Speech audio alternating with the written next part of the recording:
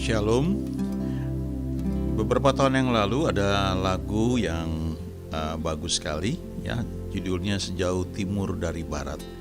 Ini lagu menceritakan tentang kasih Tuhan. Kita perlu ingat bahwa God is good, ya, all the time. Alkitab berkata Allah adalah kasih, God is love, dan Dia membuat segala sesuatu menjadi indah pada waktunya masing-masing.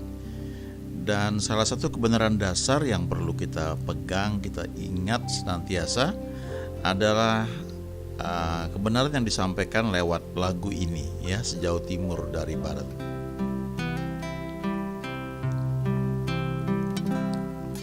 Sejauh timur dari barat, Engkau membuang dosaku. Tiada kau ingat lagi pelanggaranku.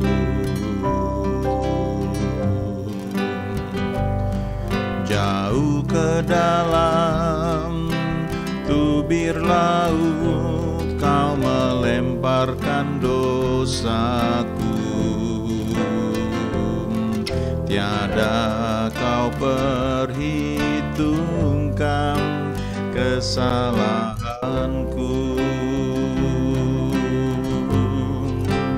Betapa besar kasih pengampunanmu, Tuhan. Tak kau pandang hina hati yang hancur.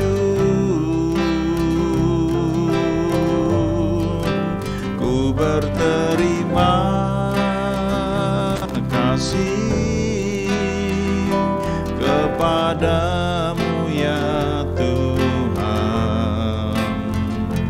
Pengampunan yang kau beri, pulihkanku.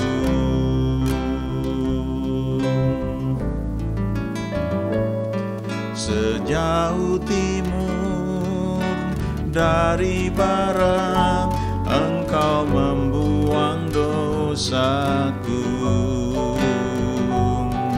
Tiada kau ingat lagi pelanggaranku.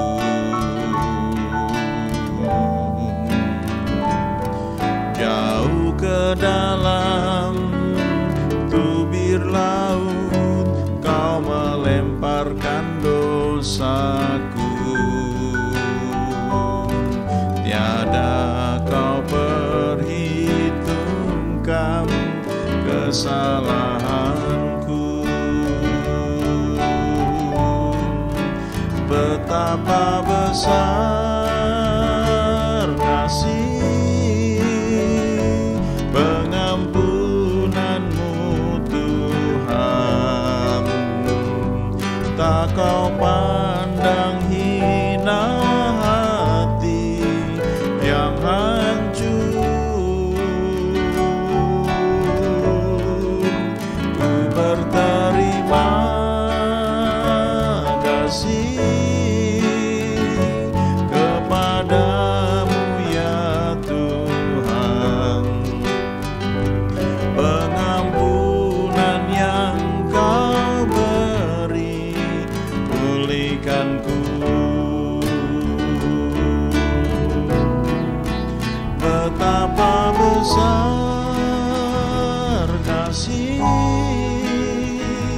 pengampunanmu, Tuhan. Tak kau pandang hina hati yang hancur.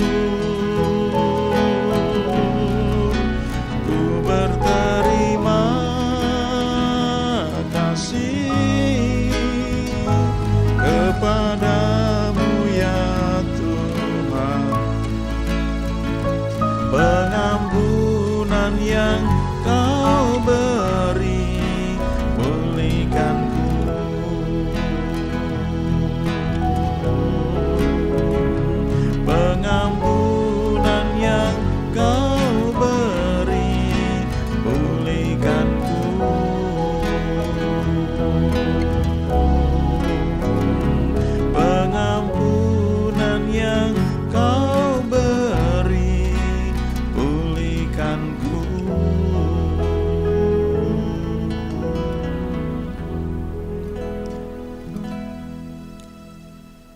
beberapa tahun yang lalu lagu ini sangat memberkati ya bagi banyak orang, khususnya bagi mereka yang pernah mungkin tahu eh, pelayanan para jangkis ya istilahnya, para pecandu narkoba yang pada masa itu sebenarnya sudah dianggap jangkis tuh ya kayak apa ya sampah gitu, artinya secara medis sulit untuk dipulihkan ya. Saya pernah dengar bahkan di satu negara itu sudah dibuat semacam lokalisasi ya untuk mereka yang terikat drugs ini ya, karena untuk sembuh udah sulit, jadi ya udah istilahnya sudah kamu di situ aja kamu pakai ya sampai kamu nggak bisa ngapa-ngapain lagi ya, kira-kira seperti itu. Tapi ternyata banyak dari mereka yang dipulihkan ya karena kasih dan kuasa Tuhan. Mereka tidak hanya sembuh ya, pulih, walaupun setelah itu tentu ada perjalanan bersama Tuhan yang tidak boleh diabaikan ya. Lalu mereka mulai melayani Tuhan, dan lagu ini ketika sebagian orang itu menyanyikan lagu ini betul-betul dinyanyikan keluar dari hati mereka ya. Karena mereka betul-betul merasakan pengampunan yang Tuhan berikan itu memulihkan mereka. Kalau kita ingat ada cerita di Alkitab tentang dua orang anak yang sulung dan anak yang bungsu. Anak yang bungsu itu minta bagian hartanya dari bapaknya, dan kemudian dia pergi, dia menghabiskan bagiannya itu berfoya-foya sehingga akhirnya habis ya. Waktu habis sudah nggak punya apa-apa lagi, dia cari kerja untuk bisa makan. Dan pekerjaan yang dia peroleh cuma untuk menjadi penjaga babi ya. Itu penghinaan luar biasa ya, karena pada tradisi orang Israel kan babi itu adalah binatang haram ya. Nah, sekarang disuruh menjaga binatang yang bagi mereka itu haram ya. Kemudian dia lapar, dia ingin makan, dia mau makan makanan babi ya. Tapi nggak boleh ya, nggak dikasih. Lalu dia ingat bagaimana di rumah bapaknya tuh karyawan bapaknya makanannya berlimpah ya. Sementara dia sendiri kelaparan dan dia mau makan makanan babi pun gak dikasih. Lalu dia sadar akan kesalahan dia, dan dia memutuskan untuk balik kepada bapaknya. Dia sadar dia nggak pantas disebut anak lagi ya, cukup kerja menjadi pegawai di bapaknya yang paling rendah, yang penting lebih terjamin. Dan waktu dia memutuskan itu, dia balik, dia berjalan balik, dan bapaknya sudah lihat dari jauh ya. Ada hamba Tuhan yang pernah khotbahkan kisah ini, dan dia cerita bahwa ketika si bungsu ini pergi, dikatakan pergi ke negeri yang jauh, tapi sebenarnya itu secara fisik nggak terlalu jauh, cuma memang terpisah. Jadi ada gambaran bapaknya tuh setiap hari melihat ya kapan anaknya balik gitu. Dan ketika dia lihat anaknya itu balik, dia langsung tahu itu anaknya. Yang dia lari, menyongsong anaknya itu, memeluknya. Ya. Beberapa tahun yang lalu, ya, waktu saya ke New York, ya, lalu saya naik ferry, ya, saya lihat, bukan New York, San Francisco, ya. Kemudian saya naik ferry, saya lihat Golden Gate itu, lalu saya lihat penjara Alcatraz ya, pulaunya itu. Nah, memang nggak mampir di situ, cuma kami lewat. Lalu saya ingat satu cerita yang pernah saya baca, kalau nggak salah penjahat Al Capone ya, atau ya satu gangster di Amerika yang ditangkap dan ditawan di penjara di Alcatraz itu ya. Dan diceritakan di penjara itu para tawanan hanya bisa melihat gemerlapnya kota San Francisco dari kejauhan ya. Mereka hanya bisa melihat itu dan mendambakan kebebasan ya, untuk bisa berada keluar dari penjara Alcatraz itu. Jadi waktu saya baca kisah, merenungkan lagi kisah anak bungsu yang terhilang itu, saya ingat itu ya, cerita penjahat yang ada di Alcatraz kemudian melihat San Francisco dengan kemewahan lampu-lampu dan sebagainya. Kira-kira seperti itu ya. Jauh tapi ya nggak jauh juga. Tapi waktu si anak bungsu ini balik, bapaknya lihat dan bapaknya sambut, bapaknya peluk. Ya, anak bungsunya ini bilang, "Bapak, aku telah berdosa terhadap surga dan terhadap Bapak. Aku tidak layak lagi disebutkan anak Bapak. Jadikan aku sebagai salah seorang pegawaimu, ya, hambamu."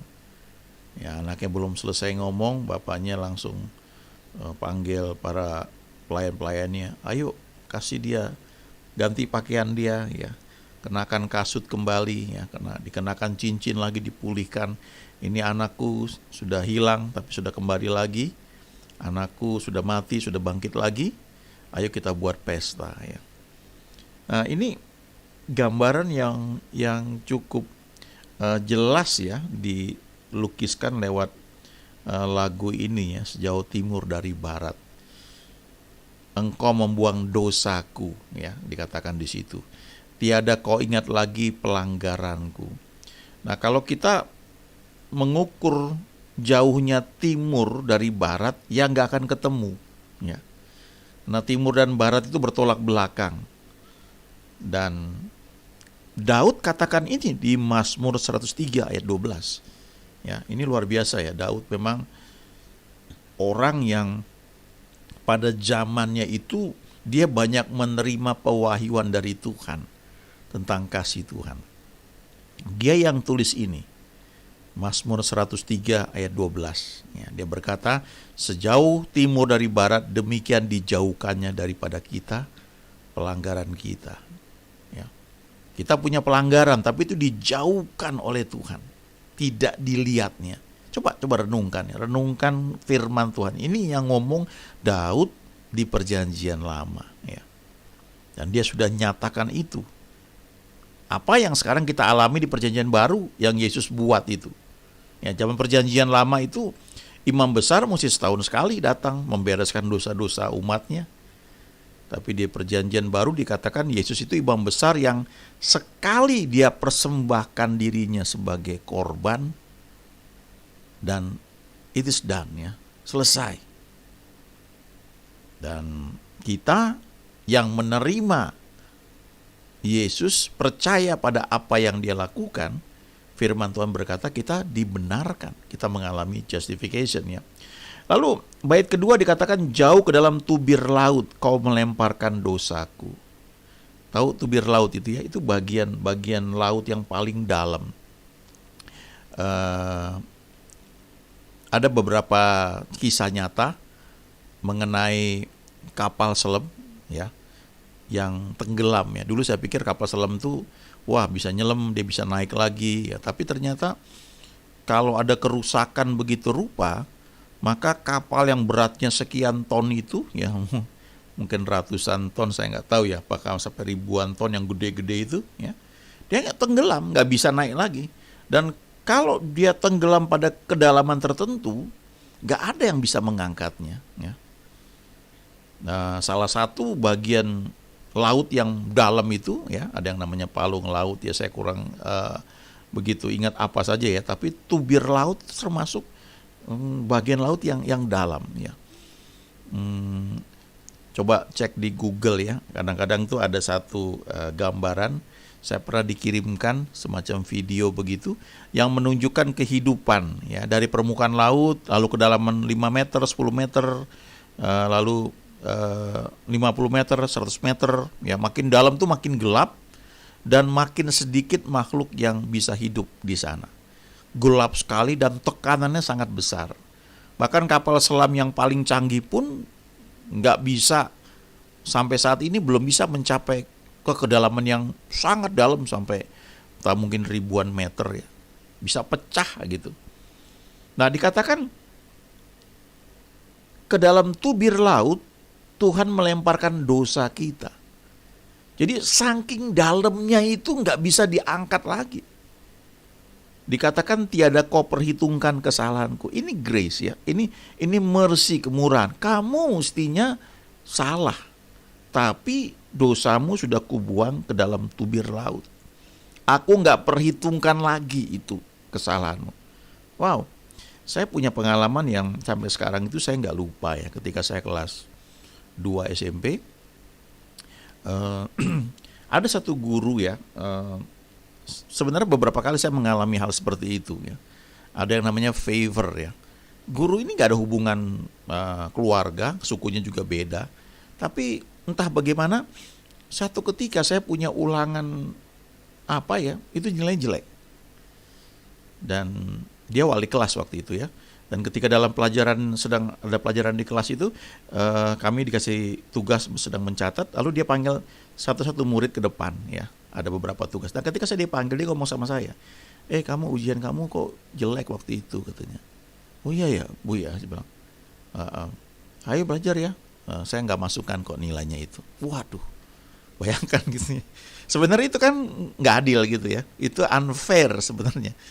Tapi itu saya mengalami dulu yang baru sekarang saya ingat, itu namanya favor. Sebenarnya kesalahan saya itu, ya ujian saya nggak belajar dengan baik. Tapi dia bilang saya nggak perhitungkan itu. Kamu belajar lagi ya. Nanti nilai yang bagus itu yang saya ambil gitu. Ya. Waktu saya kuliah juga saya mengalami seperti itu ya. Ada dosen saya, pembimbing saya, orang pinter, nggak ada hubungan keluarga, ya kepercayaan juga beda. Tapi ada favor yang membuat dia seperti apa ya istilahnya, membuat kami istimewa, saya dengan teman saya. Jadi ketika akhirnya kami lulus sidang sarjana dan minggu depannya wisuda, karena dia dekan ya, dia salamin kami semua, dia dengan ketua jurusan. Dan waktu dia salamin saya, waktu saya dipanggil namanya gitu ya, saya ingat gitu, Yakob selamat ya, waduh. Karena saya ingat bagaimana ada hal-hal yang saya tahu dalam tugas akhir saya itu nggak sempurna, tapi dia nggak perhitungkan itu. Ya, dia kasih pertanyaan untuk saya jawab, untuk teman saya jawab, ya untuk kami jawab, kami di ujian terpisah ya, tapi pertanyaannya itu sama dan dia tahu pasti bahwa kami pasti bisa, karena semalamnya sebelum kami sidang dia sudah kasih tahu ini pelajari ya, ada favor ya, Tuhan bisa buat itu, ya. Dan sebenarnya memang kalau kita lihat kita nggak cukup pantas menerima itu semua. Yesaya 43:25 berkata, Akulah dia yang menghapus dosa pemberontakanmu oleh karena aku sendiri. Ya. Dan aku tidak mengingat-ingat dosamu. Nah, referen lagu ini berkata, betapa besar kasih pengampunanmu Tuhan. Tak kau pandang hina hati yang hancur. Nah, Daud punya hati seperti itu ya. Ku berterima kasih kepadamu ya Tuhan, pengampunan yang kau beri pulihkanku. Saya ketemu gambar ini ya. Salib Yesus itu memisahkan dosa kita seperti barat dengan timur ya, west dan east ya. So far has he removed my sins from me. Ya. Begitu jauh dia memisahkan dosa-dosaku daripadaku, ya, seperti barat dengan timur. Nah itu yang disebut dengan justification, ya, dibenarkan, pembenaran. Mazmur 103 ini, ya, kalau kita baca dari ayat 1 itu bagus sekali ya. Tapi saya tunjukkan di sini beberapa ayat ya, misalnya ayat 3 nih, ayat 3 dan ayat 4. Dia yang mengampuni segala kesalahanmu, yang menyembuhkan segala penyakitmu. Dia yang menebus hidupmu dari lubang kubur, yang memahkotai engkau dengan kasih setia dan rahmat. Lalu ayat 10 dan ayat 11, tidak dilakukannya kepada kita setimpal dengan dosa kita. Nah ini yang namanya kemurahan. Ya, mestinya kita menerima penghukuman karena dosa kita, tapi kita tidak menerima itu. Itu kemurahan, mercy. Dan tidak dibalasnya kepada kita setimpal dengan kesalahan kita, tetapi setinggi langit di atas bumi, demikian besarnya kasih setianya atas orang-orang yang takut akan Dia. Kalau kita pelajari Mazmur 103 ini, ada beberapa hal yang Daud tulis ya. Sangat menarik ya, butuh waktu untuk membaca satu persatu. Tapi ayat 3 dan ayat 4 ini saya mau tekankan sekali lagi ya. Dia yang mengampuni segala kesalahanmu, yang menyembuhkan segala penyakitmu. Seringkali kalau kita berdoa, ya, misalnya kita sakit, ya, kita mau sembuh, maka salah satu yang menghalangi doa kita bukan hanya soal kesembuhan, ya, tapi juga soal yang lain adalah tertuduh, ya, perasaan tertuduh, condemnation. Kita merasa dosa-dosa kita begitu banyak. Tiba-tiba kita ingat kita nggak setia baca Alkitab, kita nggak setia pelayanan, kita nggak setia mengembalikan persepuluhan, kita nggak setia menolong orang lain. Itu begitu banyak sampai akhirnya kita menghukum diri kita sendiri. Kita berkata, ya memang saya nggak pantas. Jadi kita nggak punya keberanian untuk meminta dari Tuhan, untuk meminta kesembuhan, untuk meminta berkat, karena kita merasa memang kita tidak layak. Dan memang kita nggak layak. Di perjanjian baru khususnya, kelayakan kita itu hanya karena darah Yesus, bukan karena yang lain. Karena kita dilayakkan oleh darah Yesus, karena kita percaya pada Dia, firman Tuhan berkata kita diangkat menjadi anak-anak Allah. Nature kita berubah. Kita menjadi orang yang penurut kepada Tuhan. Roh kita, ya, mengalami justification. Nah, tapi jangan lupa kita adalah makhluk roh, kita punya jiwa dan kita tinggal dalam tubuh. Nah, jiwa kita ini selama hidup kita yang mengalami yang disebut sanctification, penyucian, disempurnakan. Tapi kelayakan kita itu karena roh kita sudah lahir baru. Yohanes 4 berkata, Allah itu roh, barang siapa menyembahnya harus menyembahnya dalam roh dan kebenaran. Roh kita yang sudah lahir baru itulah yang membuat kita bisa menyembah Dia, bukan perbuatan baik kita. Nah, karena roh ini sudah lahir baru, maka roh ini punya kecenderungan untuk selalu mau melayani Tuhan, mengikut Tuhan. Memang masih jatuh bangun karena jiwa kita itu masih sedang dalam proses penyucian. Kita nggak bisa bandingkan seorang anak yang sedang belajar jalan, sedang belajar berkata-kata, sedang masuk sekolah di playgroup atau di TK, dengan seorang anak remaja yang sudah kelas 5, 6 SD, atau sudah kelas 2 SMP, atau sudah SMA, sudah menjadi seorang pemuda atau pemudi, sudah kuliah. Sama anak-anak karena ada orang tuanya, tapi usianya berbeda, kematangannya berbeda, emosinya berbeda. Tapi bagi orang tua mereka, anak-anak ini adalah anak. Statusnya anak. Yang namanya warisan itu turun dari orang tua kepada anak. Entah anaknya itu bandel apa enggak, tapi warisannya turun. Tapi bagaimana anak-anak tersebut bisa menggunakan warisannya itu dengan baik, sehingga bermanfaat, malah bisa berlipat ganda, bisa lebih sukses, lebih makmur dari orang tuanya, itu tergantung anak-anak tersebut mau belajar, mau dididik, mengikuti pelatihan, dan kemudian hidup dalam hal-hal yang benar. Sehingga apa yang orang tuanya wariskan bisa berkembang lebih besar lagi. Kalau kita lihat televisi, ya, salah satu hamba Tuhan namanya Joel Osteen. Joel Osteen itu bapaknya namanya John Osteen.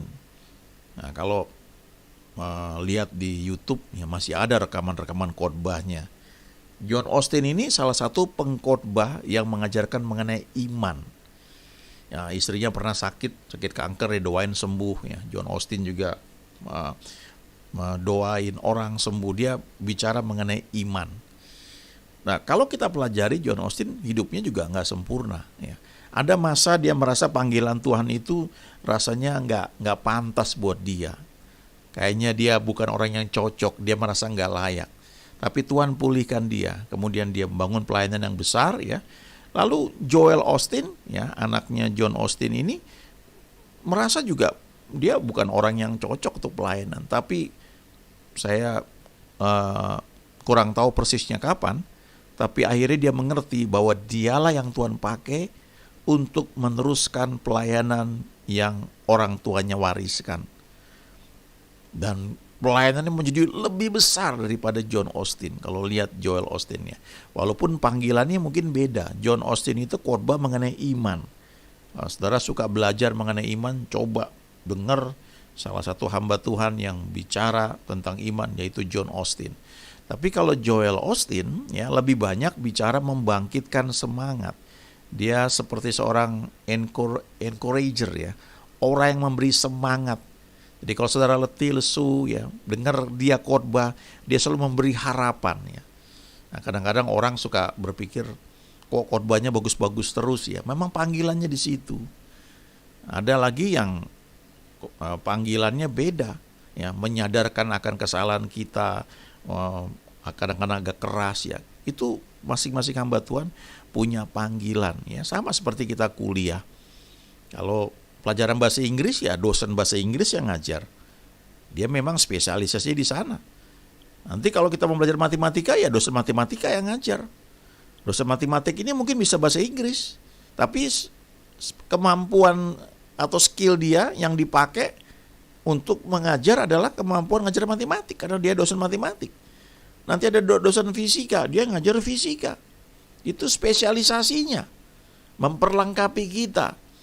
Ya, kita waktu kita masih baru lahir baru ya, mungkin ya pendeta kita ngomong dari A sampai Z itu lebih dari cukup buat kita. Tapi waktu kita mulai bertumbuh ya, kita akan melihat bahwa ada kebutuhan-kebutuhan lain yang kita bisa pelajari dari hamba-hamba Tuhan lain tanpa mengabaikan gembala kita atau pendeta yang telah menolong kita yang mengenal Tuhan Yesus. Tapi ada spesialisasi yang dia nggak ada, dan Tuhan pakai orang lain ya untuk memperlengkapi kita.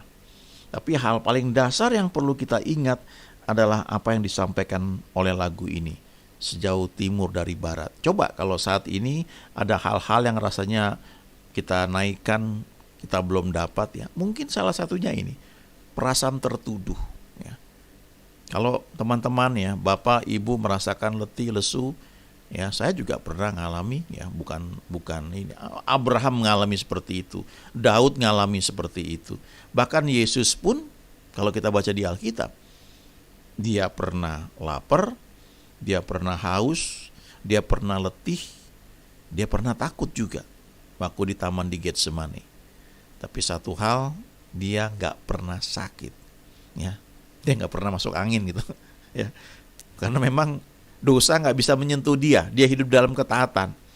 Itu sebabnya di Mazmur 103 ini ayat 3 dan 4, Daud bilang, dia yang mengampuni segala kesalahanmu, lalu disebutkan lagi yang menyembuhkan segala penyakitmu ya. Jadi seringkali penyakit itu nempel karena kesadaran kita akan dosa itu masih ada. Maksudnya nempel terus, kita tertuduh. Kita perlu sadar bahwa dia sudah mengampuni, kita sudah diterima ya sebagai orang yang dibenarkan. Nah, itu menolong iman kita bisa bangkit dan percaya bahwa memang kesembuhan dia sediakan bagi kita.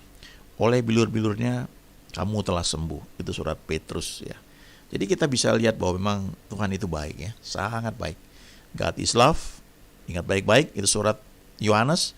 Allah adalah kasih. Dan Pengkhotbah 3 ayat 11a berkata juga, Ia membuat segala sesuatu indah pada waktunya. Jadi kita bisa berkata, God is good all the time. My God is good all the time. Amin.